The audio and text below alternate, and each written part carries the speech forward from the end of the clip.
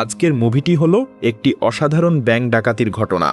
মুভিটি শুরু হয় ম্যাসন এবং এমেলিয়া নামের এক দম্পতিকে দেখিয়ে, যারা তাদের ব্যক্তিগত বিমানে চেপে এক বিলাসবহুল পার্টির উদ্দেশ্যে যাচ্ছিল। খুব শীঘ্রই তারা সেখানে পৌঁছায় এবং পার্টি উপভোগ করতে শুরু করে। কিছুক্ষণ পর তাদের দেখা হয় প্রেস নামের এক ব্যক্তির সাথে, যে সবার মধ্যে সবথেকে ধনী এবং এই পার্টিটির আয়োজন তিনিই করেছিলেন। কথায় কথায় ম্যাসন জানায় তার কাছে অনেক গাড়ির সংগ্রহ রয়েছে এবং সে গাড়ির সংগ্রহ করতে ভীষণ পছন্দ করে। এটা শুনে প্রেসও খুবই খুশি হয়ে যায়, কারণ তারও একই শখ ছিল। তার কাছেও পৃথিবীর সবথেকে দামি দামি কিছু গাড়ির সংগ্রহ ছিল। এরপর প্রেস ম্যাসন এবং এমেলিয়াকে তার ব্যক্তিগত গ্যারেজে নিয়ে যায়, যাতে সে তার নিজের গাড়ির সংগ্রহ দেখাতে পারে। সেখানে প্রেস তার সবচেয়ে প্রিয় গাড়ি দেখায়, যার দাম প্রায় $200 মিলিয়ন। এই গাড়ি দেখে ম্যাসন ও এমেলিয়া সেটার ভিতরে বসতে চায়, যাতে গাড়িটিকে ভিতর থেকে দেখতে পারে। প্রেসও তার অনুরোধ মেনে নেয় এবং গাড়িতে বসার অনুমতি দিয়ে দেয়। গাড়িতে বসার সঙ্গে সঙ্গেই এমেলিয়া লিং নামের এক হ্যাকারকে সংকেত দিয়ে দেয়। সংকেত পাওয়া মাত্রই লিং গ্যারেজের সব আলো বন্ধ করে দেয় এবং এই সুযোগে ম্যাসনের লোকজন প্রেসের উপর বন্দুকের মুখে করে তাকে মাটিতে শুয়ে পড়তে বলে, এবং এটা সুযোগ নিয়ে ম্যাসন তৎক্ষণাৎ গাড়িটিকে চালু করে সেখান থেকে চলে যায়। এবং এখানেই আমরা জানতে পারি ম্যাসন ও এমেলিয়া আসলে পেশাদার চোর, এবং এই পার্টিতে তাদের আসার উদ্দেশ্যই ছিল ওই গাড়িটিকে চুরি করা। এরপর তারা গাড়িটিকে একটি বড় ট্রাকে তুলে এই দেশ ছেড়ে পালানোর চেষ্টা করে, কিন্তু তার আগেই এফবিআই তাদের পিছু নেয়। ম্যাসনের মনে প্রশ্ন জাগে, এফবিআই তার পরিকল্পনা জানল কিভাবে? তখনই এমেলিয়া ম্যাসনের দিকে বন্দুক তাক করে আর তার সকল সন্দেহ দূর হয়ে যায়।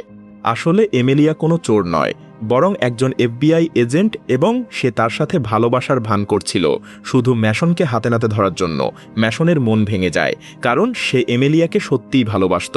তবুও সে তার টিমকে বিকল্প পরিকল্পনা চালু করতে বলে, যার ফলে তার আদেশ পাওয়া মাত্রই তাদের সকল গাড়িগুলি রাস্তার পাশে নদীতে গিয়ে ফেলে দেয়।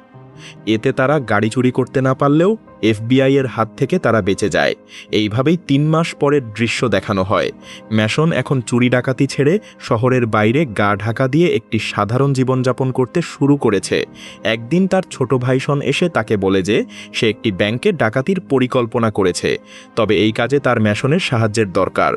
ম্যাসন তাকে জানায় সে তো চুরি ডাকাতি অনেকদিন আগেই ছেড়ে দিয়েছে এবং অবসর নিয়েছে, আর নতুন ঝামেলায় সে আর জড়াতে চায় না। আসলে এমেলিয়ার তাকে ঠকানোতে তার মন ভেঙে গেছিল। শন তাকে অনেক বোঝানোর চেষ্টা করে, কিন্তু সে কোনো রকমেই রাজি হয় না। তবে সেখান থেকে যাওয়ার আগে সে ম্যাসনের হাতে একটি ফোন দিয়ে যায়, যাতে মন বদলালে তার সাথে যোগাযোগ করতে পারে। এইভাবেই 3 দিন কেটে যায়। তবে ম্যাসনের সিদ্ধান্ত বদলায় না। ডাকাতির দিন লিং তাকে ফোন করে জিজ্ঞাসা করে সে কোথায়। আজ তাদের ব্যাংকে ডাকাতি করার দিন, তাকে তো এতক্ষণ চলে আসার দরকার ছিল। ম্যাসন অবাক হয়, কারণ সে তো শনকে এই মিশনে যুক্ত হতে মানা করে দিয়েছিল। আসলে শন টিমের সবাইকে বলে দিয়েছিল যে ম্যাসন রাজি আছে। ম্যাসন তার ভাইয়ের উপর খুবই রেগে যায়। তবে এখন আর কোনো উপায় না দেখে পরিস্থিতি সামাল দিতে ম্যাসন বাধ্য হয়ে এই মিশনে যুক্ত হয়। অন্যদিকে শন ওই ব্যাংকের বাইরে একটি কফি শপ এ বসেছিল, কারণ ওই ব্যাংকের ম্যানেজারের প্রতিদিনই কফি শপ এ কফি খাওয়ার জন্য আসে। এবার যখনই ওই ম্যানেজারের কফি খেতে সেখানে আসে, শন ব্যাংকের ম্যানেজারেরকে বন্দুক দেখিয়ে জিম্মি করে নেয়। তাকে নিয়ে ব্যাংকের ভিতরের দিকে যেতে শুরু করে, কিন্তু ঠিক সময় মতো ম্যাসন এসে তাকে বাধা দেয়।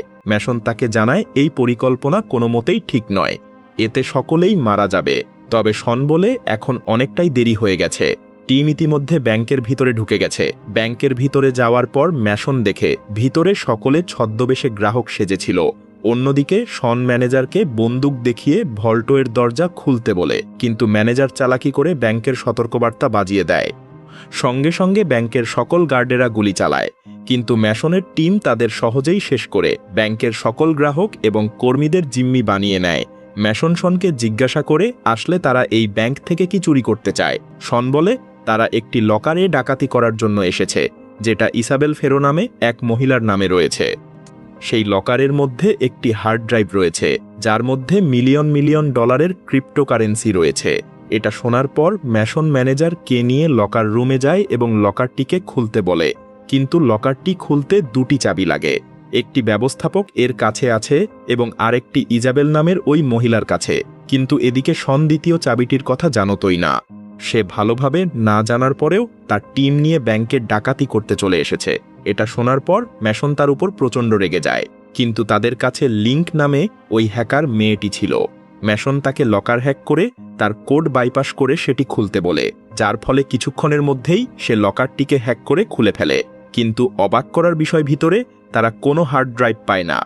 এটা দেখে ম্যানেজার হাসতে শুরু করে এবং তাদেরকে জানায় তারা যেটি খুঁজছে সেটা এখানে পাওয়া যাবে না, তবে সেটি কোথায় আছে সেটা কেউই জানে না। তার ভাইয়ের এই খারাপ পরিকল্পনার জন্য ম্যাসন তার উপর প্রচণ্ড রেগে যায়। কিছু না জেনেই কোনো রকম গবেষণা না করেই সে এই ডাকাতির পরিকল্পনা করেছে। এদিকে বাইরে এফবিআই এর পুরো টিম ব্যাংকটিকে ঘিরে ফেলেছে এবং এফবিআই টিমের নেতৃত্বে রয়েছে এমেলিয়া, মানে ম্যাসনের প্রাক্তন প্রেমিকা।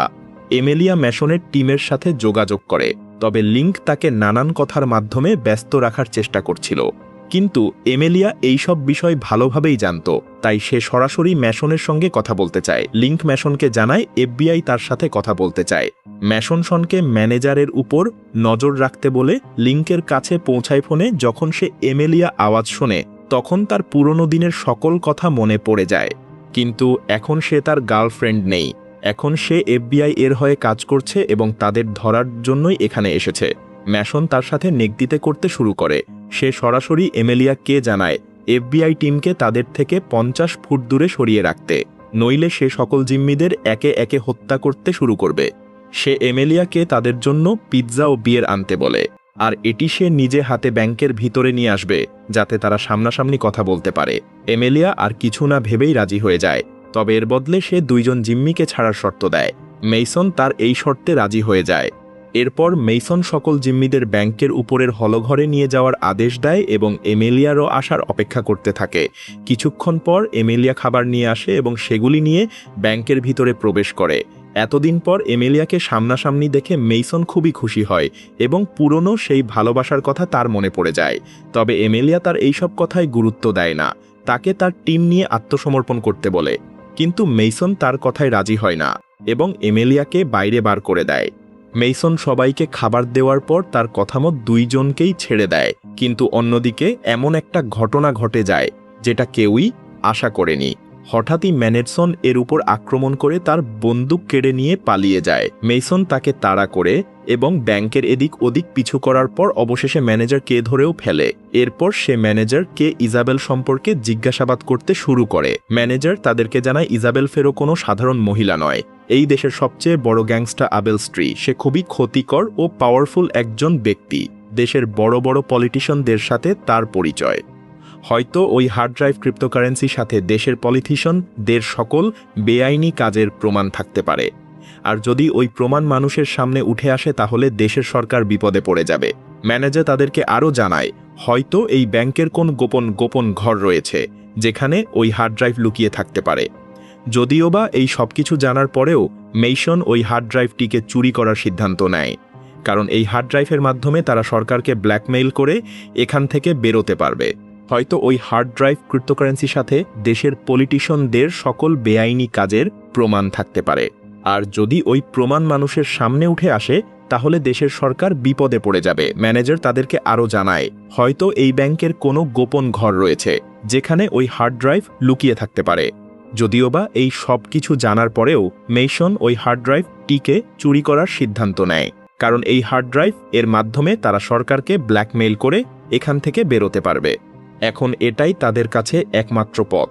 ঠিক তখনই ব্যাংকের বাইরে বেশ কিছু কালো গাড়ি এসে থামে। গাড়িতে ছিল আবেল আইনজীবী অ্যালেক্স। সে এমেলিয়াকে এক প্রকার ওয়ার্নিং দিয়ে জানায় যদি সে 1 ঘন্টার মধ্যে এই ডাকাতদের ধরতে না পারে তাহলে ইউএস আর্মি এই মিশন নিজের হাতে তুলে নেবে। এমেলিয়া বুঝতে পারে না এই ব্যক্তি আসলে কে। সে তার উচ্চপদস্থ অফিসারকে ফোন করে এ সম্পর্কে জানতে চাইলে তিনি জানান অ্যালেক্স ছিল আবেল পার্সোনাল আইনজীবী। আবেল কাছে এদেশের পাওয়ারফুল পলিটিশিয়ানদের সাপোর্ট রয়েছে, তাই তাদের এতে কিছু করার নেই। যত তাড়াতাড়ি হোক সে যেন ওই ডাকাতদের গ্রেফতার করার চেষ্টা করে, তা না হলে আমেরিকান আর্মি ব্যাংকে প্রবেশ করবে এবং এতে সাধারণ মানুষের প্রাণ যেতে পারে। এদিকে মেইসন টিম ব্যাংকের দেওয়াল ভেঙে গোপন ঘর খুঁজতে শুরু করেছে, তবে একটি দেওয়াল ভাঙতে না ভাঙতেই তাদের সামনে আরও একটি দেওয়াল আসে। এইভাবেই কিছু সময় কেটে যাওয়ার পর বাইরে আর্মি প্রস্তুত হয়ে যায় ব্যাংকের ভিতরে প্রবেশ করার জন্য।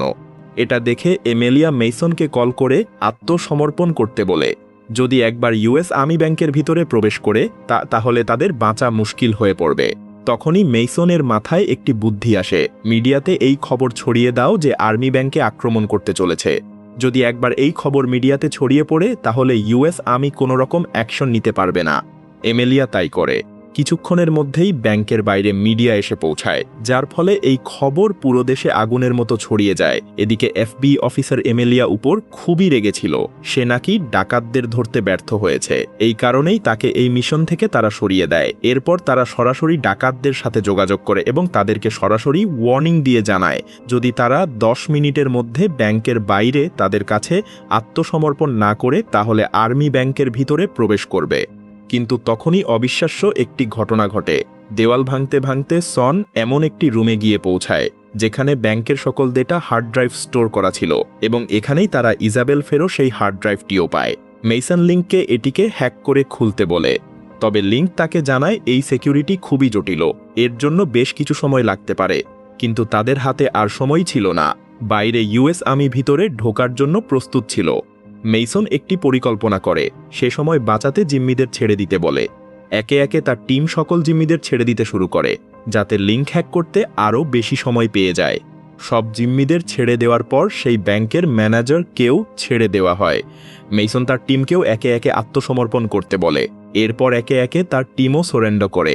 সবাই ব্যাংকের বাইরে চলে আসলেও মেইসন এবং লিংক এখনও ভিতরেই থাকে। এটা দেখে এফবিআই অফিসার এর প্রচণ্ড রাগ হয়। হাতে তাদের আর সময় নেই, যার ফলে সে আর্মিকে আদেশ দেয় ব্যাংকের ভিতরে প্রবেশ করতে এবং মেইসনকে দেখা মাত্রই তারা যেন তাকে গুলি করে হত্যা করে দেয়। আদেশ পাওয়া মাত্রই আর্মিরা ব্যাংকের ভিতরে প্রবেশ করে, চারিদিকে মেইসনকে খুঁজতে শুরু করে। খুঁজতে খুঁজতে তারাও সেই গোপন রুমে গিয়ে পৌঁছায় যেখানে মেইসন হাতে বম নিয়ে দাঁড়িয়েছিল। সাথে সাথেই তাদের কিছু চিন্তা ভাবনা করার আগেই সে বিস্ফোরণ ঘটিয়ে দেয়, যার ফলে মেইসন সহ সকল আর্মিরাই সেই বিস্ফোরণে মারা যায়। এইভাবেই তার ভাইয়ের খারাপ পরিকল্পনার কারণে মেইসনের প্রাণ চলে যায়। তবে আপনারাও যদি এটাই ভেবে থাকেন যে মেইসন মারা গেছে তাহলে একটু দাঁড়ান, একটি টুইস্ট রয়েছে। কয়েক মাস পর এমেলিয়া এফবিআই থেকে ইস্তফা দেয়, কারণ সে এই দুর্নীতিতে ভরা অফিসারদের সাথে কাজ করতে চায় না। কাজ ছেড়ে দিয়ে সে ছুটি কাটাতে একটি প্রাইভেট আইল্যান্ড চলে যায় এবং এখানেই আমরা মেইসনকে দেখি। সে আগে থেকেই তার জন্য অপেক্ষা করছে। এখানেই আমরা জানতে পারি তারা দুজনেই প্রথম থেকেই এটা পরিকল্পনা করেছিল এবং গাড়ি চুরির ঘটনাটা ইচ্ছাকৃতভাবে তারা ফেল করেছিল যাতে এফবিআই এমেলিয়াকে বিশ্বাস করে। এরপর ফ্ল্যাশব্যাক দেখানো হয়। বিস্ফোরণের কিছুক্ষণ আগে মেইসন আর্মির সামনে একটি ডিমান্ড রাখে যে সে আবেল আইনজীবী আলেক্সের সাথে দেখা করতে চায়। এফবিআই সৈনিকদের বাঁচানোর জন্য তার এই কথা মেনে নেয়। এছাড়াও সেই সকল এভিডেন্স মানে ওই হার্ড ড্রাইভটি তার কাছেই ছিল। কিছুক্ষণ পর আলেক্স তার সাথে দেখা করতে আসে। মেইসন আলেক্সের সামনে একটি প্রস্তাব রাখে, যদি সে তার অ্যাকাউন্টে $500 মিলিয়ন না দেয় তাহলে এই সকল প্রমাণ সে মিডিয়ার হাতে তুলে দেবে। তাদের একটি নতুন পরিচয়ও বানিয়ে দিতে হবে যাতে তারা এই নতুন পরিচয়ের সাথে একটি নতুন জীবন শুরু করতে পারে। এবার যেহেতু আবেল অপরাধের সকল প্রমাণ মেইসন এর কাছে ছিল, তাই বাধ্য হয়ে তাকে রাজি হতে হয়। তা না ছাড়া আবেল সহ সরকারের সকল পলিটিশিয়ানদেরই জেলে যেতে হতো। এরপর তারা ব্যাংকে বিস্ফোরণ ঘটায় যাতে সকলের মনে হয় এই বিস্ফোরণে তারা মারা গেছে, তবে আসলেই বিস্ফোরণের আগে তারা ব্যাংক থেকে বেরিয়ে গেছিল। শেষমেশ মেইসন এবং এমেলিয়া নতুন পরিচয় নিয়ে নতুনভাবে জীবন শুরু করে দেয়। আশা করি এই গল্প আপনাদের ভালো লেগেছে। ভালো লাগলে অবশ্যই কমেন্ট আপনাদের মতামত জানাবেন। ভিডিওটিকে একটি লাইক এবং বন্ধুদের সাথে শেয়ার করতে ভুলবেন না। আর এই রকম মুভি এক্সপ্লেইন শোনার জন্য আমাদের চ্যানেলের সাথে জুড়ে থাকুন।